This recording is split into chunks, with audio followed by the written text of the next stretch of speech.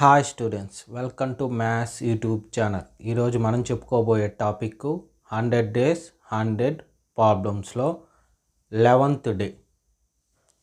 So ఇది దేనికోసము 10th class public exam కోసం స్టార్ట్ చేసిన పార్ట్ అనమాట. ఓకేనా? సో ఈరోజు 11th డే కాబట్టి 11th మోడల్ క్వశ్చన్ చూడండి. ఏమిది క్వశ్చన్ చూడు. If A is x is a natural number, b is equal to x is an even natural number, c is equal to x is an odd natural number, and d is equal to x is a prime number.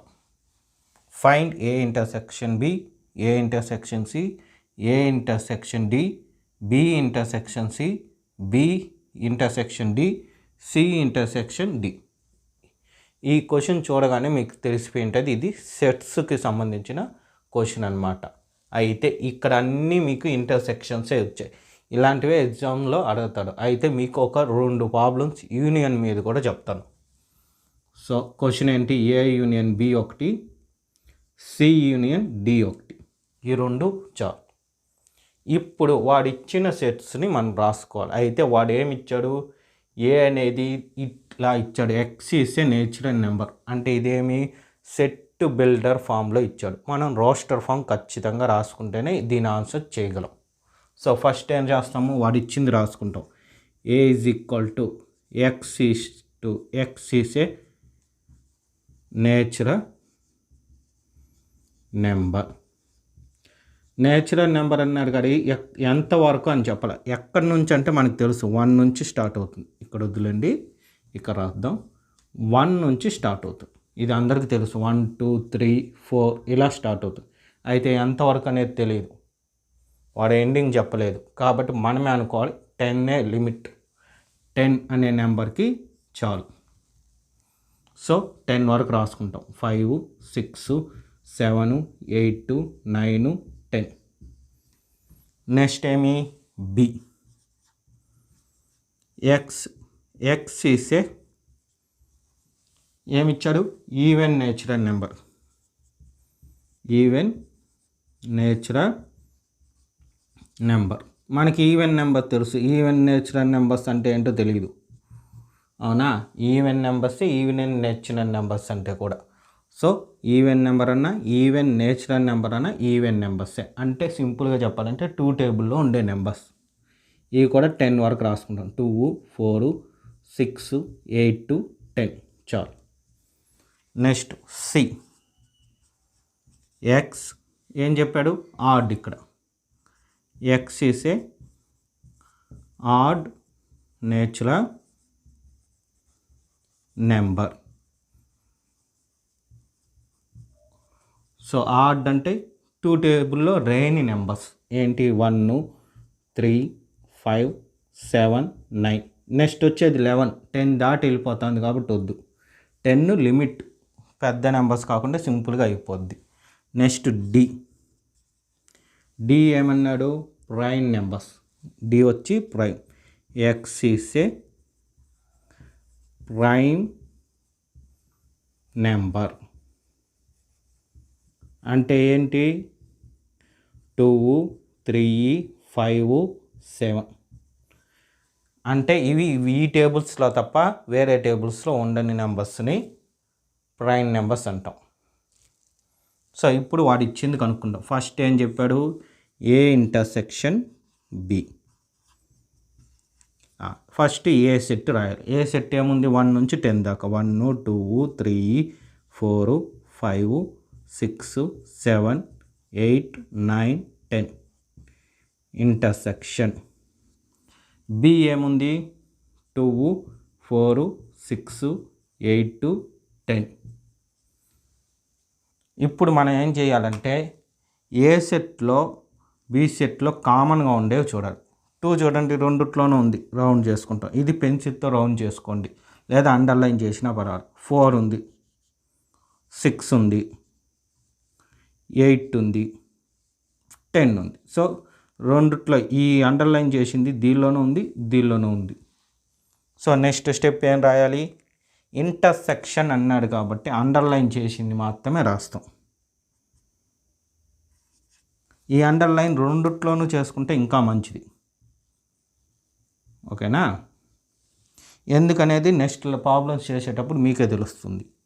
ఇప్పుడు చూడండి, intersection అంటే ఈ underline చేసింది ఏమి 2 4 6 8 10 అయిపోయింది లెక్క. Next second A intersection C.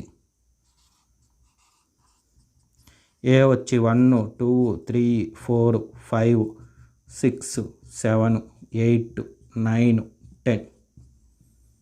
Intersection C అంటే 1 3 5 7 9. Same దీనికి చెప్పినట్టే కామన్గా ఉండేది అండర్లైన్ చేసుకుంటాం. 1 అనేది రెండిట్లో ఉంది, 3 ఉంది, 5 ఉంది, 7 ఉంది, 9 ఉంది. సో వాడు మధ్యలో అడిగింది ఇంటర్సెక్షన్ అడిగాడు కాబట్టి అండర్లైన్ చేసింది మాత్రమే రాస్తాం. అంటే 1 3 5 7 9 కంప్లీట్. నెక్స్ట్ ఏం చెప్పాడు, A intersection D. A intersection D. A వచ్చేమి 1 2 3. ఇది ప్రతిసారి ఖచ్చితంగా రాయాల్సిందే, ఒకసారి రాస్తే చాలు కదా అనుకునేదానికి లేదు. ఇంటర్సెక్షన్ డి అంటే 2 3 5 7. సేమ్ కామన్గా ఉండే అండర్లైన్ చేసుకోవాలి. 2 ఉంది, 3 ఉంది, 5 ఉంది, 7 కామన్గా ఉంది. సో వాడు అడిగింది ఇంటర్సెక్షన్ కాబట్టి ఏం రాస్తా, అండర్లైన్ చేసింది 2 3 5 7. నెక్స్ట్ ఇప్పుడు B intersection C. B intersection C. B అంతా చూడండి 2 4 6 8 10. Intersection C 1 3 5 7 9. కామన్గా ఏముంటాయి చూడండి, కామన్గా ఏమీ అండర్లైన్ చేయడానికి కామన్గా ఏ నెంబర్ లేదు. కామన్గా లేదు కాబట్టి ఎంటీగా వదిలేస్తాం. ఎప్పుడైతే ఇలా ఎంటీ వచ్చిందో దానికి అర్థమేమి, పై సెట్. అంటే ఎంటీ సెట్కి పై అని సింబల్, ఈ సింబల్ని రాస్తాం, ఓకేనా. దీన్ని 0 అని పెట్టి చూడండి, 0 అని పెట్టి ఇట్లా కొట్టేస్తాం. ఇది పై, సెట్స్లో పై. మిగతా వాటిల్లో పై అంటే ఇలా రాస్తాం. సో సెట్కి మాత్రం ఈ పై 0 రాయడం, కొట్టేస్తే అది పై సెట్, అంటే ఎలిమెంట్స్ ఏమీ లేవు అని. నెక్స్ట్ ఏమి ఇచ్చారు చూడండి, C intersection B intersection D. B intersection D. B ఏంటి 2 4 6 8 10. డి వచ్చి డి అంటే ఇదిగోండి 2 3 5 7. సో ఫస్ట్ స్టెప్ ఏం చెప్పా, కామన్గా ఉండేది అండర్లైన్. కామన్గా ఏముంది, 2 ఉంది, ఇంకేమి లేవు. చూడండి 2 ఒకటే రాస్తాం, ఇంటర్సెక్షన్ కాబట్టి 2 ఒకటే ఉంది రెండిట్లోనూ, 2 మాత్రమే. ఇంకా మిగిలింది ఏమీ రాయం. ఇక చూడండి, ఇక్కడ వరకు చూస్తే సెకండ్ సెట్లు అన్నీ వచ్చినాయి, కానీ అక్కడ రాలా, కొన్ని వచ్చినాయి. ఎన్ని వచ్చినా సరే అండర్లైన్ చేసింది మాత్రమే రాయాలి ఎప్పుడు ఇంటర్సెక్షన్ గురించి అడిగితే. నెక్స్ట్ ఏంటి అడిగాడు, సి ఇంటర్సెక్షన్ డి. సి ఏంటి, ఇదిగోండి 1 3 5 7 9. Intersection D. డి అంటే 2 3 5 7. ఫస్ట్ స్టెప్ ఏం చెప్పా, కామన్గా ఉండేది అండర్లైన్. కామన్గా ఏముంది, 3 ఉంది, 5 ఉంది, 7 ఉంది. సో ఆన్సర్ ఏమని రాస్తాము, అండర్లైన్ చేసిందే 3 5 7 అయిపోయింది. ఇంటర్సెక్షన్ అయితే ఇలా రాసాం. ఇప్పుడు నేను చెప్పిన క్వశ్చన్స్ ఇచ్చాం. యూనియన్ అయితే ఎలా, అది కూడా నేర్చుకోవాలి కదా, నేర్చుకుంటే మంచిది. క్వశ్చన్లో ఏది ఇస్తాడో చెప్పలేం కాబట్టి ఎగ్జామ్లో. ఒకవేళ యూనియన్గా ఇచ్చాడనుకోండి కన్ఫ్యూజ్ కాకూడదు. చూడండి, యూనియన్ ఫస్ట్ ఏ సెట్ రాస్తాం, 1 2 3 4 5 6 7 8 9 10. ఇక్కడ మనకి ప్లేస్ చాలా, ఎగ్జామ్లో కూడా ఒకవేళ ప్లేస్ చాలా, మీరు కింద రాయాలి ఎగ్జామ్లో. ఒకవేళ ఇలా పెద్దదిగా వచ్చింది అనుకోండి, అప్పుడు ఏం చేయాలంటే యూనియన్ సింబల్ కింద పెట్టి ఇక్కడ నుంచి స్టార్ట్ చేయాలి. ఇక్కడ పెట్టకూడదు, యూనియన్ సింబల్ ఇక్కడ పెట్టాలి. బి ఏంటి 2 4 6 8 10. ఫస్ట్ స్టెప్ దీనిలో వచ్చినట్లే కామన్గా ఉండేది అండర్లైన్ చేయాలి. ఏముంది 2 4 6 8 10. ఇప్పుడు వాడు అడిగింది యూనియన్ కాబట్టి యూనియన్ అయితే ఏం చేయాలో చూడండి. ఫస్ట్ అండర్లైన్ చేసిందన్నీ రాయాలి. అండర్లైన్ ఏముంది 2 4 6 8 9 10. అండర్లైన్ చేయింది కూడా రాయాలి. యూనియన్ అంటే అన్నీ, యూనియన్ మొత్తం రాయాలని. ఏముంది అండర్లైన్ చేయకుండా 1 ఉంది, 3 ఉంది, 5 ఉంది, 7 ఉంది, 9 ఉంది. బిలో ఏమన్నా ఉందా? లేదు కాబట్టి ఇది. ఇప్పుడు ఇది ఒక ఆర్డర్లో రాయాలి, అసైనింగ్ ఆర్డర్లో చిన్న నుంచి పెద్దకి. 1 2 3 4 5 6 7 8 9 10 ఇలా రాయాలి. మీరు బాగా గమనిస్తే ఇంటర్సెక్షన్ అన్నప్పుడు 2 స్టెప్పుల్లో ఆన్సర్ అయిపోయింది. యూనియన్ అంటే 3 స్టెప్పులు. ఒకటి అండర్లైన్ చేయడం, కామన్గా ఉండేది కామన్గా లేనిది రాయడం, దాన్ని ఒక ఆర్డర్లో పెట్టడం. ఓకేనా? నెక్స్ట్ లాస్ట్ వన్ ఏమి? C union D. సి ఏంటి చూడండి, 1 3 5 7 9.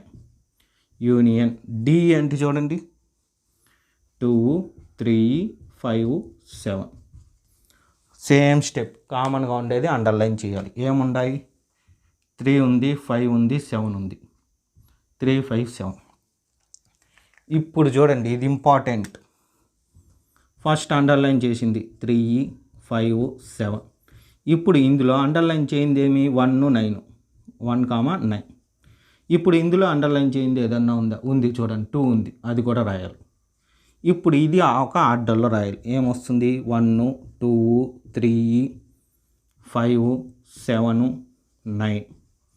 అన్నీ రాశామా లేదా అని ఒకసారి చెక్ చేసుకోవాలి. ఇలా వంటి వాటిల్లో చూడండి. ఫస్ట్ ఏమి? ఎందుకంటే ఆర్డర్ మార్చాం కదా, అందువల్ల 1 2 3 4 5 6 రాశాం. 1 2 3 4 5 6 సరిపోయింది.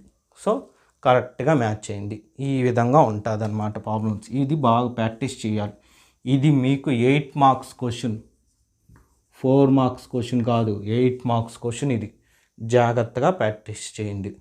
అలాగే ఇక్కడ ఒక క్వశ్చన్ ఇచ్చా చూడండి, ఇది కూడా ప్రాక్టీస్ చేయండి. ఇదైతే 4 మార్క్స్ అడిగే ఛాన్స్ ఉంటుంది.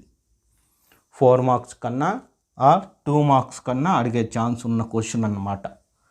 ఇది ఎలా చేశానో అదే మరి వస్తుంది. సో ఇది ఈరోజు క్వశ్చను మనం చెప్పింది. ఇది ప్రాక్టీస్ క్వశ్చన్. ఈ విధంగా మీకు డైలీ ఒక్కో క్వశ్చన్ ఇవ్వడం జరుగుతుంది. నేను ఒక క్వశ్చన్ ఎక్స్ప్లెయిన్ చేస్తాను, ఒక క్వశ్చన్ ప్రాక్టీస్కి ఇస్తాను. ఇది 11th డే అంటే ఇంకా ఎన్ని డేస్ ఉన్నాయి? 89 డేస్. 89 మోడల్ ప్రాబ్లమ్స్ మీకు అప్లోడ్ చేస్తాను. ఆ వీడియోస్ అన్నీ మీరు చూడాలంటే నా ఛానల్ని తప్పకుండా సబ్స్క్రైబ్ చేసుకోండి. మీ ఫ్రెండ్స్ అందరికీ షేర్ చేయండి. మీరు చూసిన వీడియోని లైక్ చేయండి. Okay, thank you.